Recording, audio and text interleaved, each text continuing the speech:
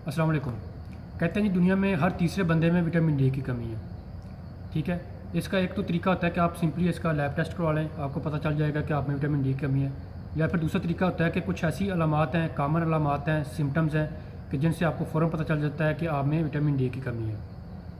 अगर इन अलामात की बात करें तो 10 ऐसी अलामात हैं कि जिनसे आपको फ़ौरन पता चल जाता है कि आप में विटामिन डी की कमी है। पहले नंबर पे bone health and back pain. अगर आप में विटामिन डी की डेफिशिएंसी होगी तो आपकी हड्डियों में दर्द होगा। ठीक है, ख़ास तौर पे बैक पेन लाजमी रहती है। अगर आप में विटामिन डी की डेफिशिएंसी है तो बैक पेन आपको हो जाती है। इसके अलावा अगर बच्चों में ख़ास तौर पे 6 महीने से लेकर 2 साल तक, ठीक है, बच्चों में अगर विटामिन डी की कमी हो जाती है, उनमें रिकट्स हो जाता है और जिसमें क्या होता है कि हड्डियाँ जो बेंड हो जाती हैं, हड्डियों की जो शक्ल होती है वो डिफरेंट हो जाती है। ठीक है, तो इसलिए बच्चों को जब भी दूध दें तो उसमें विटामिन डी के कतरे दें ताकि उनकी हड्डियाँ मजबूत हों, वो सीधी रहें। अगर बड़ी उम्र के लोगों की बात करें तो उनमें ऑस्टियोमालाइसिस हो जाता है, कहते हैं हड्डियाँ सॉफ्ट हो जाती हैं, उनके टूटने के चांसेस ज़्यादा हो जाते हैं। इसके अलावा अगर बड़ी उम्र के लोग 40-50 साल से ऊपर, उनमें ऑस्टियोपोरोसिस हो जाता है, हड्डियाँ बुरबुरी हो जाती हैं। ठीक है, और उनके टूटने के चांसेस भी ज़्यादा होते हैं। इसके अलावा विटामिन डी आपके जिस्म में कैल्शियम की एब्जॉर्प्शन के लिए बहुत ज़रूरी होता है। जब भी आप खुराक खाते हैं तो उसके लिए कैल्शियम तब अब्जॉर्ब होगी जब आपके जिस्म में विटामिन डी ज़्यादा होगी, वरना क्या होगा कि आपकी हड्डियों में कैल्शियम की कमी हो जाएगी और उनकी जो टूटने के चांसेस हैं, उनकी जो डिफॉर्मेलिटीज़ हैं वो ज़्यादा रहती हैं। दूसरे नंबर पे आपकी जो इम्यूनिटी है वो कम हो जाती है। ठीक है, आप में जो इन्फेक्शन है वो बार बार होता है, आप में जो नज़ला, ज़ुकाम, वायरल इन्फेक्शन है इस तरह के, या फिर बैक्टीरियल इन्फेक्शन, वो बार बार होता है।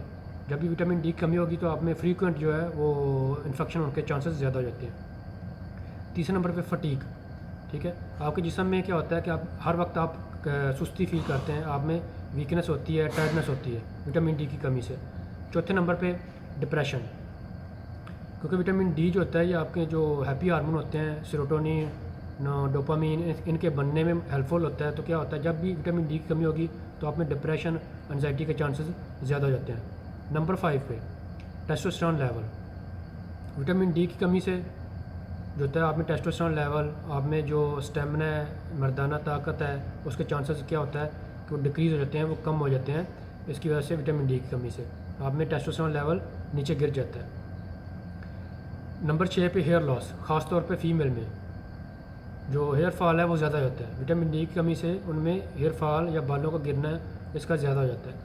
नंबर 7 पे मसल पेन।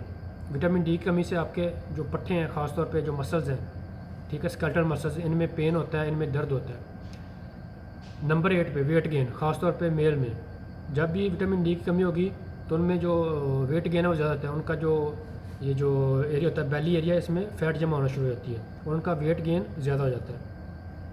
नंबर 9 पे स्लीप डिस्टर्बेंस। अगर आप में विटामिन डी की डेफिशिएंसी होगी तो आपकी जो स्लीप है वो डिस्टर्ब हो जाएगी। ठीक है, आप में इंसोम्निया हो जाएगा, आपको अच्छी नींद नहीं आएगी, आपको जो स्लीप जिसे कहते हैं वो आप में चांसेस उसके कम हो जाएंगे। नंबर 10 पे आप में भूख की कमी हो जाती है, लॉस ऑफ एपिटाइट हो जाता है। ठीक है, आपको भूख नहीं लगती। तो ये इसकी जी अलामात थी विटामिन डी की कमी सी। ठीक है, थोड़ी बहुत इन्फॉर्मेशन मिली हो तो सपोर्ट के लिए चैनल सब्सक्राइब कर दें, लाइक भी करें, शेयर भी करें और बेल आइकन को प्रेस करें ताकि आपको इस तरह की इन्फॉर्मेटिव वीडियो मिलती रहे। वीडियो पे का शुक्रिया। अल्लाह हाफ़िज़, अस्सलाम वालेकुम।